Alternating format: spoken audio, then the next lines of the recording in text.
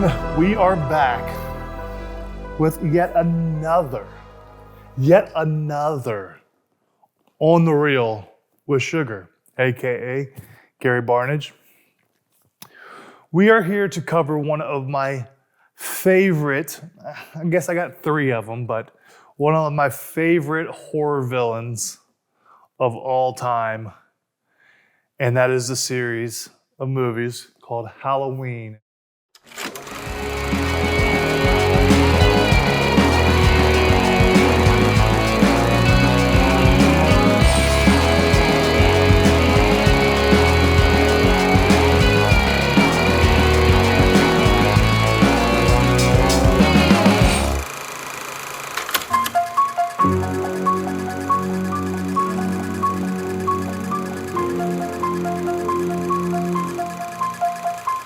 Late 70s is when it started.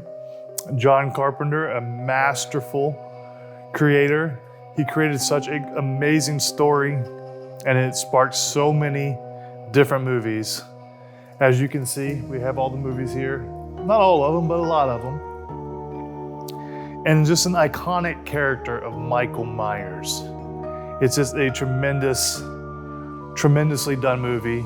And I'm gonna give you a little history about some of the stuff that you see here.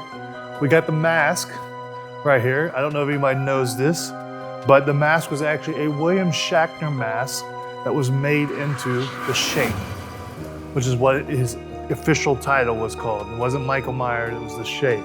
The movie itself from 1979 was just tremendous because it played on the whole 80s horror or late 70s aspect of there's a killer. What's he gonna do? He stalks his prey, never runs, doesn't make any noise, no real reasoning why he's doing what he's doing. He's just out for vengeance and killing for pleasure.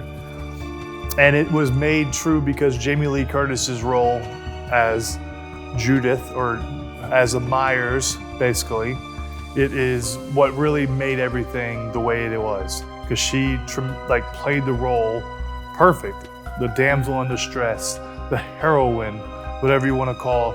She did such an amazing job in this movie. But he is one of my favorite characters because there's no true emotion behind what he does. He's just doing it because it's senseless to him. And they've said in the movies, it's dark in his eyes. When they look in his eyes, they see nothing. Michael!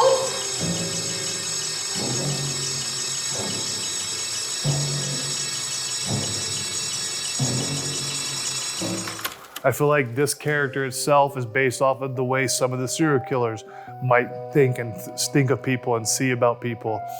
So the movies themselves, though, they did a great job. Obviously, you can skip Halloween 3, Season of Witch. They made the first two about Michael Myers and they went away and tried to do something different. They realized that was a stupid idea and they came back to Michael Myers. And they did a great job. Now, the ones that didn't do a great job, I was not a fan of the Rob Zombie remake. Rob Zombie remake did a whole nother spin on it.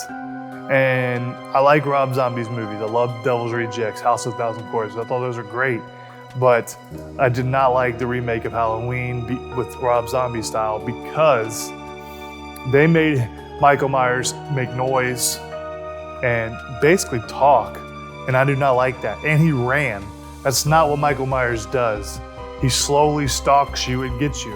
And the fact they made him run and they made him make noise and basically talk, that just threw me off because that's not Michael Myers.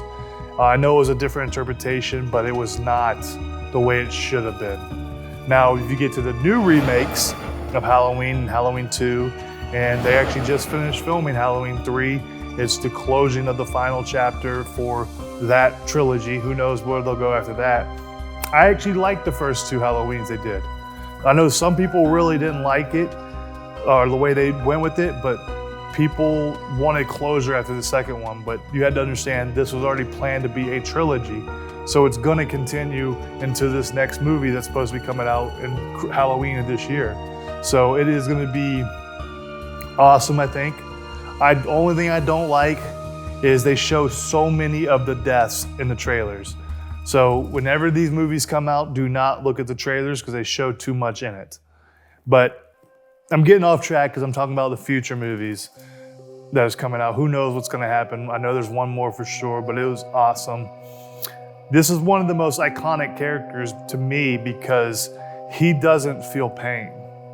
And that's a unique thing that in villains, they usually show pain and all that kind of stuff. He doesn't make a noise when he gets shot, when he falls, when anything happens, there's nothing. There's no emotion, no expression, no nothing. It's just blank. And that is such a creepy feeling knowing that there's somebody like that that could be like that. And I think that's what makes the character so iconic because he is such a stoic figure and he just doesn't express anything. And you don't know how to handle certain situations or what's going on. And when he gets shot, you're expecting to stay down and he never stays down. He keeps coming and keeps coming.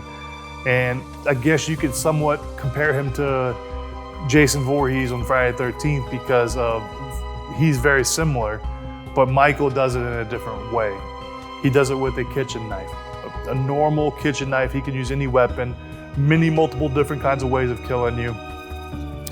And it's a slow stalk. And the one thing about him I will say he does not do, he does not attack little kids.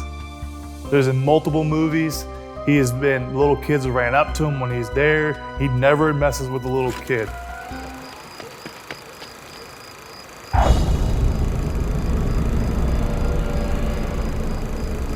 Are you a giant? Can we be friends?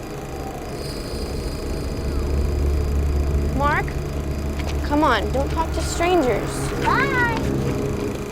Even in the original, I'm gonna spoil a little bit, but it's the first scene. He doesn't kill his sister, his little sister, because she was a baby. But he killed his older sister who was a teenager when he was like 10 or 11. That's the whole start of the original movie. So it just shows that they set that tone from the beginning. He's never gonna touch or kill little kids. And I think that's the biggest thing is like he actually has a little bit of conscience in him that he's not going to. He only attacks teenagers or up. And it's usually 16, 18 to 18-year-olds, and that's usually their age, or adults. It's never the kids. So it shows he has a little bit of feelings, but they never explain anything why. They never truly explain why he does what he does. And I think that makes it even more thrilling of a character because you don't have a true understanding of the character. You don't know why he does what he does. You don't know what's driving him, what's his driving force, other than he wants to kill his family. But you don't understand why. And I think that makes that mystique or that intrigue just draws you in more to that character, which is what brings me to why he is one of my favorite horror villain characters. But all in all, Halloween is a must-see movie. You should watch every Halloween. You should watch all of them in a row. They always show them on AMC. Shout out AMC because they do the marathons of Halloween. And it is definitely something everybody should check out. I think you would enjoy if you like horror. It's definitely must-see movies, and it was something that I cherished as a kid watching every Halloween. I still watch them every Halloween because they're just that good of movies. So again, that was On the Reel with Sugar, and we talked about the whole Halloween series this time. Until next time.